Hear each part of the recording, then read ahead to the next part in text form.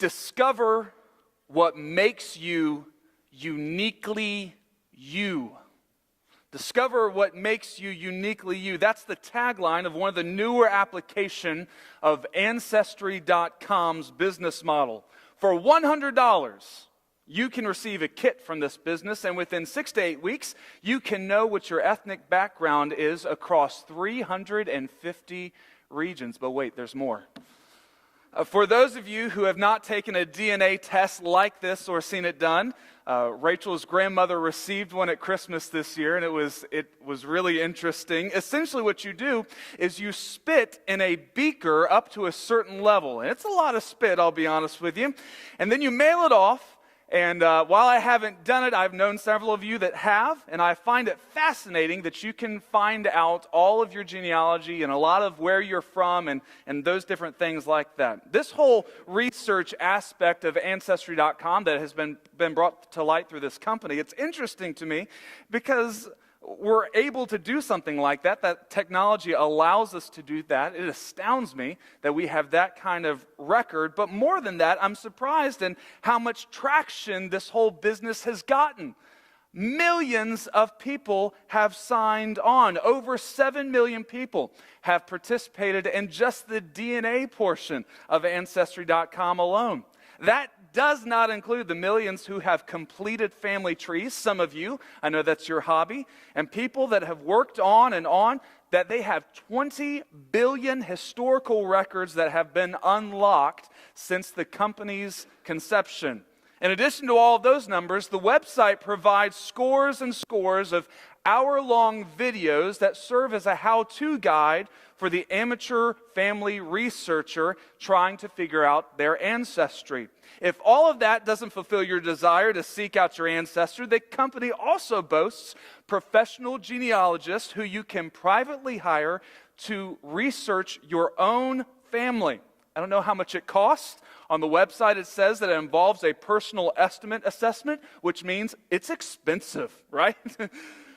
Basically, it's 2 rates for my blood or all of my ancestors' blood combined in order to do something like that. I'm not knocking this practice at all. I know some of you are very passionate about your family's history, and I think it can definitely be a worthwhile and rewarding hobby. But it does intrigue me why so many find their family's history fascinating. It's hard work. As some of you can attest, you have to search down and even have to visit graveyards and try to do all those different things, and it can be very costly for a lot of people to do that. It's not a commercial for Ancestry.com, I promise. But I wandered over to the review page of the site to see why some people were interested in all of this meticulous background. Some of the reasons that were given, they range from very practical to some of the more sentimental. The most practical reason that I saw was someone said, I just wanted to see if I had any part Native American in me so that I could get more government benefits. They're honest. That's good.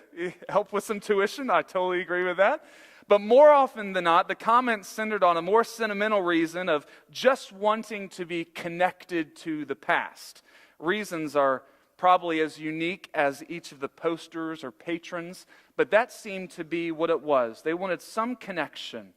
One of the more emotional reviews that I came across was a person who claimed that they had grown up without any kind of family because of a tragedy that their family had seen early on in his life. And by studying his ancestry, he felt like he was being introduced to them for the very first time. Even if it meant hours of poring over boring census records, he thought it was worthwhile. Well, at first glance, Nehemiah chapter 7, if you still have it open in your lap right there in your Bibles, it could just look like a long list of names, and it could look like a boring census record. Mostly it is. I'll just be honest with you. That is what a large portion of this chapter is about. It's historical record, which doesn't mean that it's not unworthy to be in Scripture. It just means that there might not be a lot of application that we can draw from it. But I think there are some hidden gems in this chapter that too often we skip over. Nehemiah 7 opens with what many of us might think is the conclusion to the whole book. But in reality, there are 6 more chapters of events that have yet to take place. So much of the book up to this point has dealt with Nehemiah's burden to rebuild the wall of his hometown, Jerusalem, in order to make God's name famous in that region and also to provide protection for innocent lives who lived in Jerusalem. Much of Nehemiah deals with Nehemiah wanting to build a wall for Jerusalem. So when we read verses 1 and 2 of chapter 7, we might think prematurely, mission accomplished, Nehemiah, nothing more to be done. Let's read verse 1 again. Then it was when the wall was built, and I had hung the doors, when the gatekeepers, the singers, and the Levites had been appointed, that I gave the charge of Jerusalem to my brother Hanani, and Hananiah, the leader of the citadel, for he was a faithful man and feared God more than many. It seems as though Nehemiah is walking away, job done, wall built, doors hung, good job, Nehemiah. He's handed it over to Hananiah and Hananiah, but that's not necessarily the case.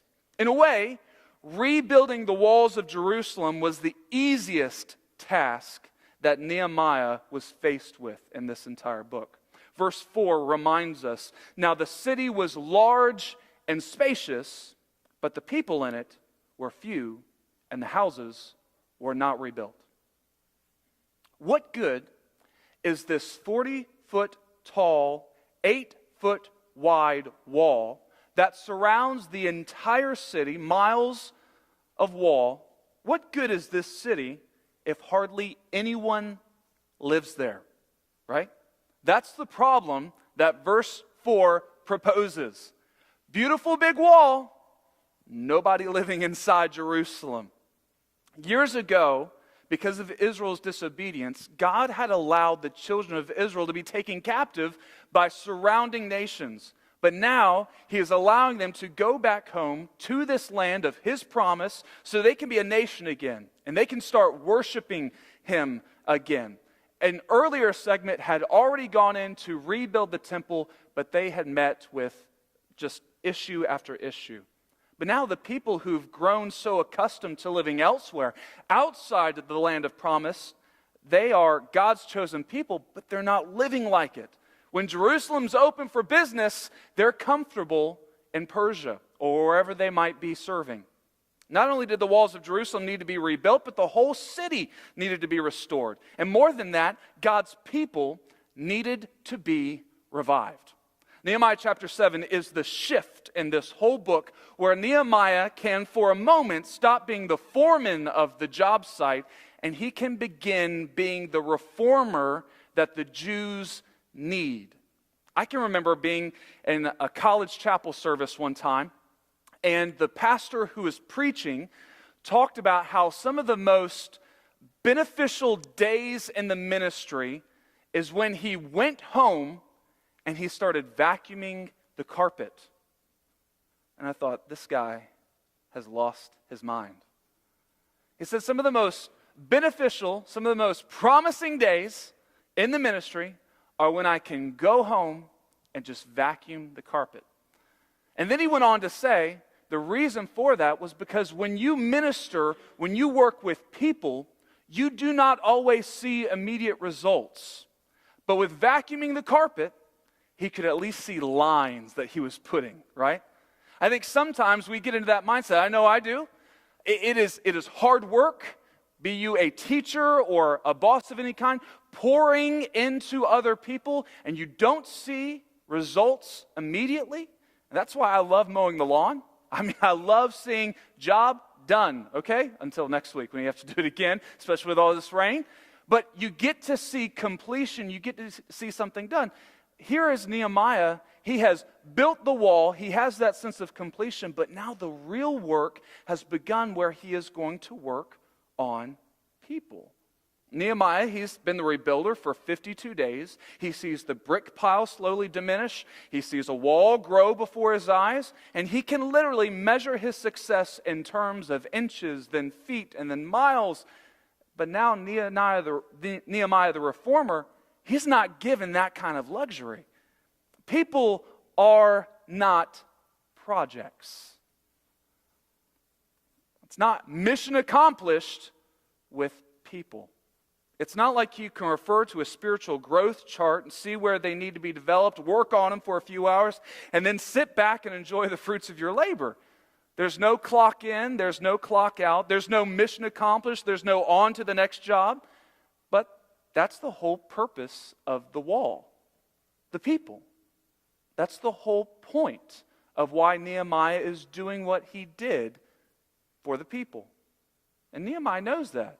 I mean, sometimes we might get in the mindset that we think that Nehemiah has prayed for 123 days for a physical wall. He didn't pray for a wall. He didn't pray for brick and mortar. He prayed for people. Do you really think that Nehemiah has left the luxury of Susa just to build a really big circular wall in the desert as a modern art project? That's not it at all. He built for the people. I think there could be a practical application here of our modern day church. We build the church house, we clean the building, we keep up the grounds, dozens of volunteers sacrifice for the physical upkeep of all of this, not so that the people who drive by New Hope Road can stop and say, wow, that's a really pretty building, that's a really pretty church. It needs to be built well. Everything we do should be done with excellence to remind everyone of a God who is concerned with excellence. But we clean it, we decorate it, we keep it up because it's for the people. The church is not a piece of art. And I think sometimes we get very concerned about the physical aspect of the church building, that if we're not careful, and preaching to myself, sometimes we forget the church people. That's the problem here. This has been so much on the focus of a wall that it's possible for Nehemiah to have forgotten why he was building this wall, to protect the people of God. The church isn't a piece of art. It's a living, breathing organism. Nehemiah's job is far from over. Rebuilding the wall is just step one. And in Nehemiah 7, he tells us that God's people needed two things back then. And I think if we're honest with each other, we will see that we today in 2018 need these exact same two things. I'm going to look at the text, and then I'm going to make application near the end of the sermon. So if it seems like it's not landing, just hold on, okay? The very first thing that every child of God needs is protection. The very first thing that every child of God needs is protection. Nehemiah completes the wall. His first order of business is to make sure that it's manned. So he looks at Hananiah to help him. He tells in verse 2, he gave charge of Jerusalem to his brother Hanani, and Hananiah, the leader of the citadel, for he was a faithful man and feared God more than many. And I said to them in verse 3, do not let the gates of Jerusalem be opened until the sun is hot. And while they stand guard, let them shut and bar the doors and appoint guards from among the inhabitants of Jerusalem, one at his watch station and another in front of his own house. Every child of God needs protection. Here's what Nehemiah is coming to grips with. We can learn this from a modern day application of the ancient Great Wall of China. This wall was a massive feat of human engineering. It ranges from 20 to 46 feet tall, and it is 13,171 miles long. That's about 3 trips from New York City to Hawaii. It's a long wall. It has fought off many invasions, and it has only been breached a few times. As secure as this wall is, I want you to imagine having an untrustworthy gatekeeper on guard. All of the millions of dollars have been invested and thousands of hours of labor have been poured into this wall, and it could be compromised with one untrustworthy gatekeeper. Which leads me to this principle, that a gate is only as strong as its gatekeeper. The wall's built, job done. No, Nehemiah. There is a ton of work to be invested in the actual people. Nehemiah realized that.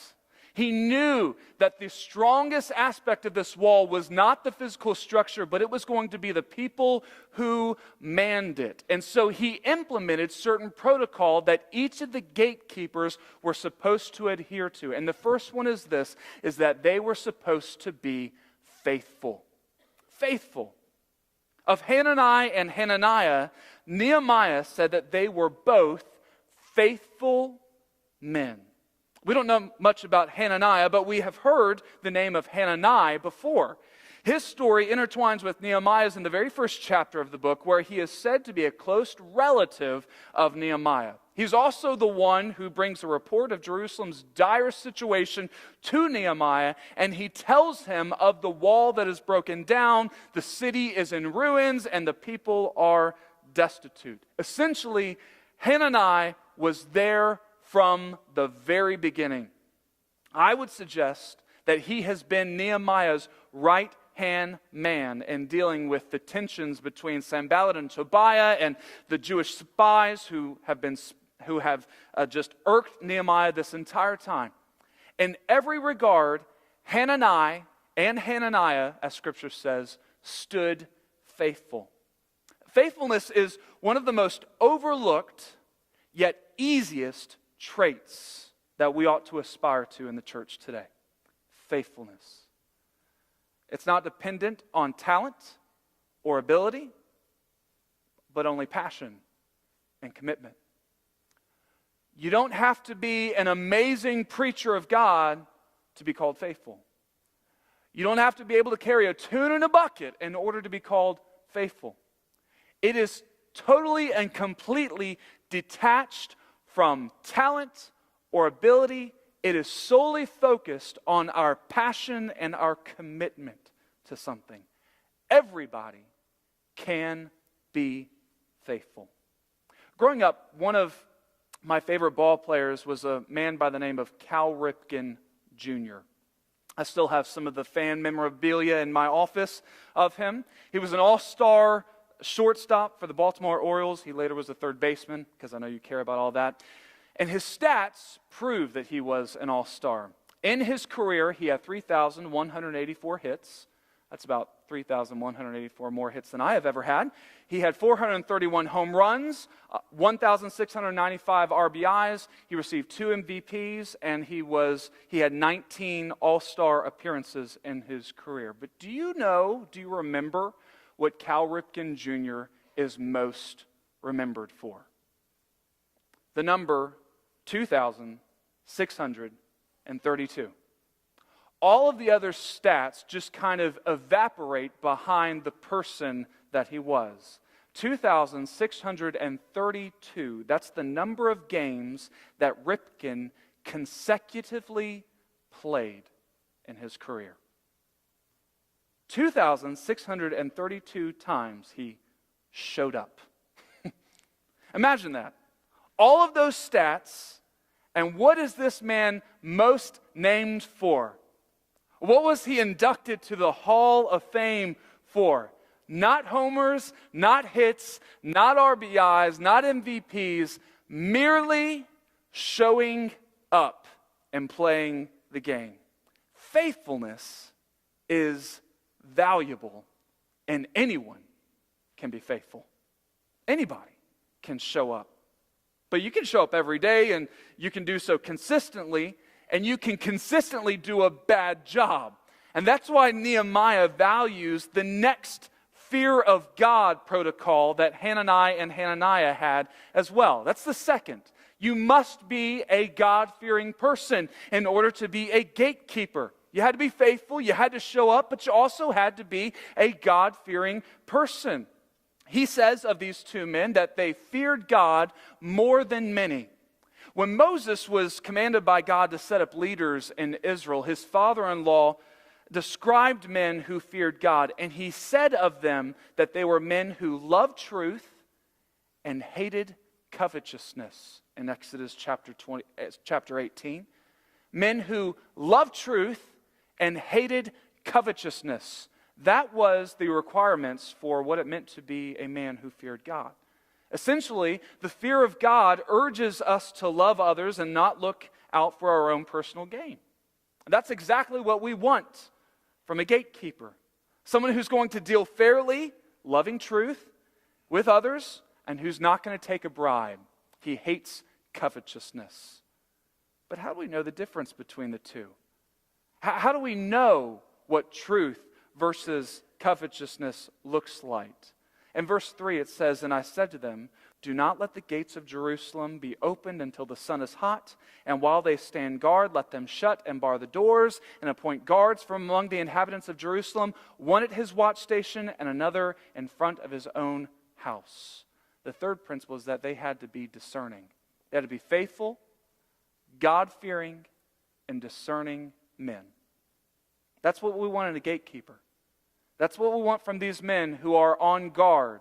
We've built this wall, but it will offer us no protection unless we have these three traits in the men who watch this wall. He tells them to be discerning. He says, do not let the gates be opened until the sun is hot. Basically, do not let things pass by without shining light on them. Don't just open the doors at midnight and allow anything to come in. Make sure that you can tell what's coming in and what's going out.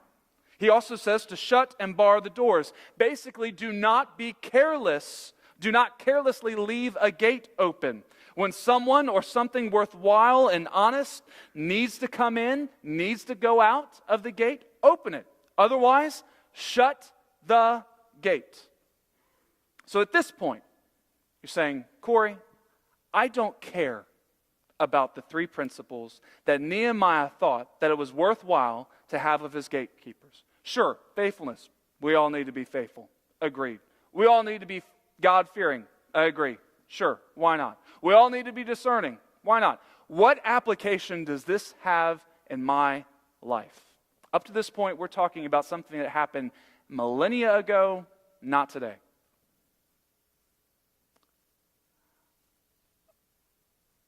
I'd like every husband to stand. Go ahead and stand, guys. Every husband stand. Father or not, no matter the age of your kids, whether you've been promoted to grandfather or maybe you just got married last week,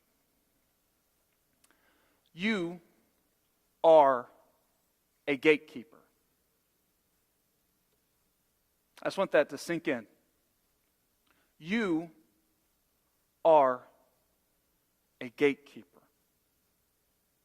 What you allow to pass through your home's door can benefit or it can harm your family. You're a gatekeeper. What sneaks into your child's mind through the internet, it's on you. What benefits your wife or leaves her lacking, it's on you. You are a gatekeeper. One of my favorite phrases to use in the church is that each dad, each husband is the pastor of his home. That's how God set it up. You are the gatekeeper. The resources that you choose and allow to come into your home, they will either benefit or they will either harm your family. It is on you. But I don't want to leave them alone. Everybody go and stand with me, just to get the blood flowing, all right? Everyone stand. You are a gatekeeper. John Bunyan, who is most famous for the old novel Pilgrim's Progress, he wrote another book called Holy War. And in this analogy, in this novel, he likened every believer to a great ancient city that he named man's soul. All one word, but the understanding there is your soul, man's soul. This ancient city had walls and it had gates. These gates were named the ear gate, the eye gate, the nose gate, the field gate, the mouth gate. So long as, in this story, those gates remained closed to the enemy, man's soul was safe. But the second one of those gates was opened from the inside, the city, your heart, is open to mortal danger of being toppled and defeated. You are a gatekeeper. You can have a seat. That is why it is so important that we be faithful, that we be God-fearing, and lastly, that we be discerning. That nothing comes just idly into your life, but you, as a faithful, God-fearing, discerning Christian, filter everything that you glean in this world through the lens of the gospel. Every single post, every single bit of news, every single movie, every single word needs to be filtered through the gate. You are a gatekeeper. The danger is in the church is that we are not faithfully fearing God, discerning. Not at all. We allow anything and everything into our lives, and dads, husbands especially, we allow anything and everything into our homes. We are not discerning. We are not fearing God, nor are we faithful to Him. Church, you are a gatekeeper. Everything that you take in this world affects you. Everything will try to take your heart, will try to breach man's soul. And as Bunyan said hundreds of years ago, do not give in. Don't open the gate to something that is not worthwhile. Do not allow things to slip in. Guard it faithfully, fearing God discerningly. But no one's an island. We talk about protection. We need to protect.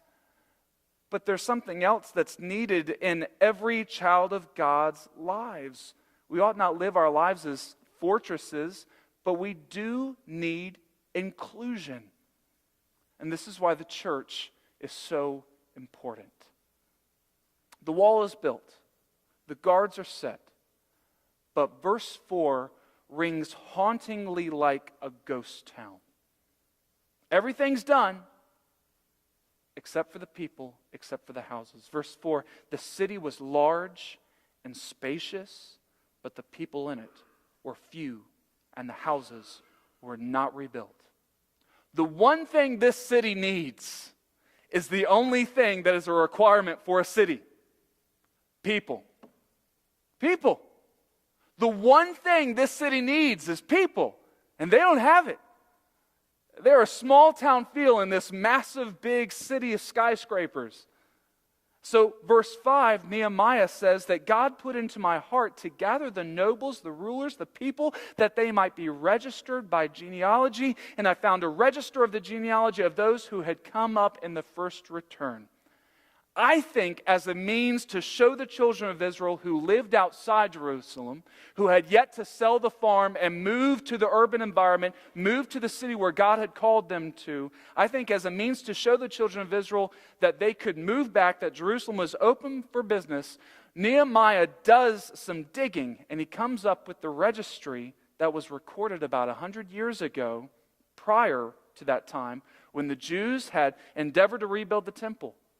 What we have in chapter 7 is a list of names of people who left everything that this world had to offer to go and return to Jerusalem. I think this is look, your grandfather thought this was worthwhile. You ought to as well. Move back to Jerusalem.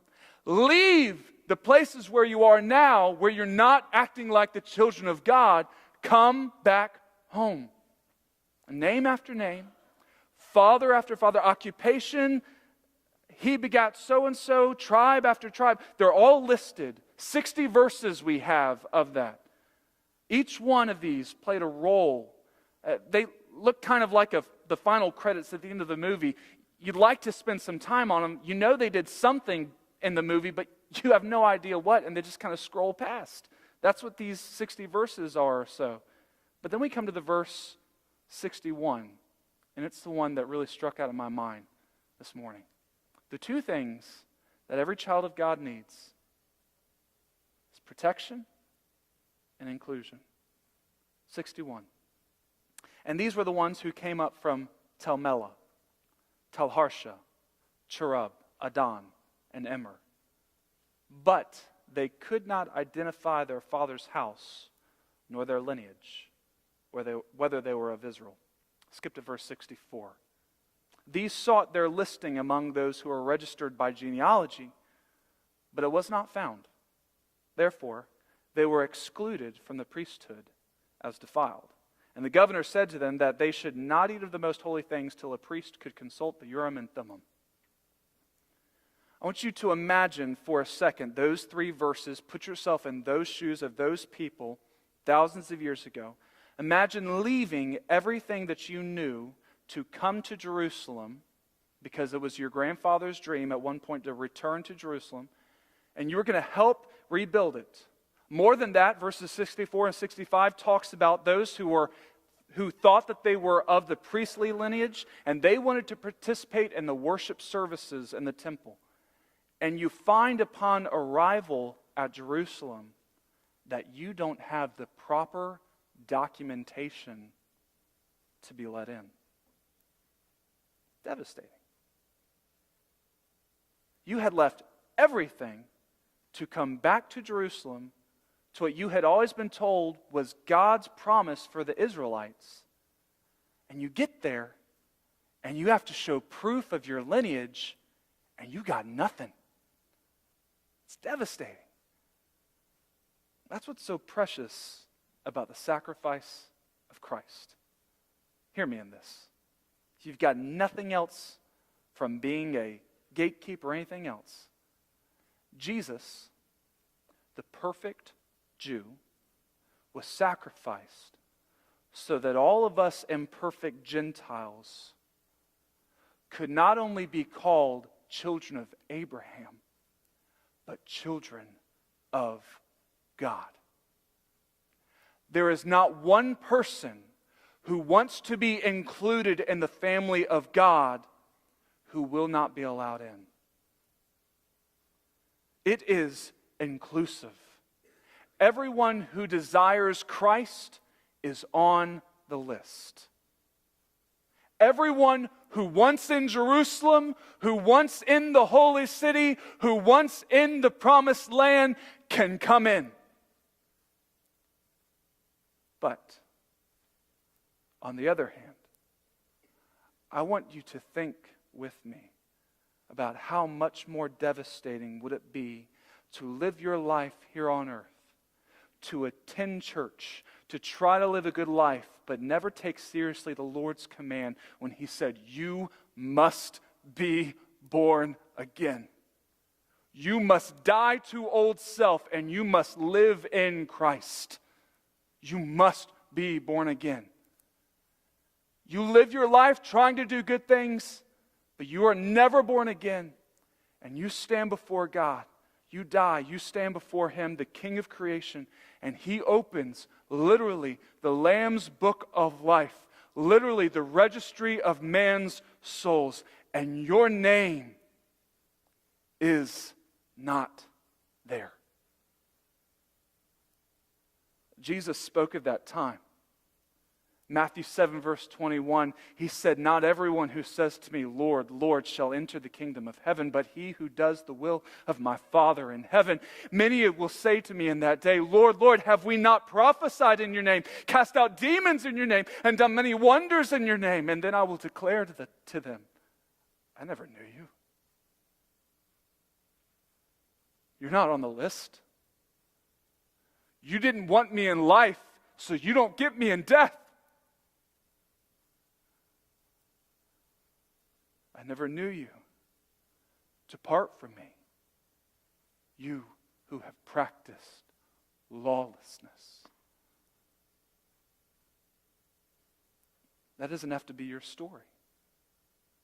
Not at all. The gospel is inclusive. Anyone and everyone has a place in the family. I want you to write this down if you take notes. Your name being found has nothing to do with your lineage or your genealogy. Your name being found in God's registry has nothing to do with your lineage or genealogy. It does not matter if your great-grandfather was Billy Graham. That does not give you a free pass into the kingdom. Your name being found has nothing to do with your lineage or your genealogy. It has everything to do with whose child you are. There will be many, Scripture says. There will be many from New Hope Church that I believe,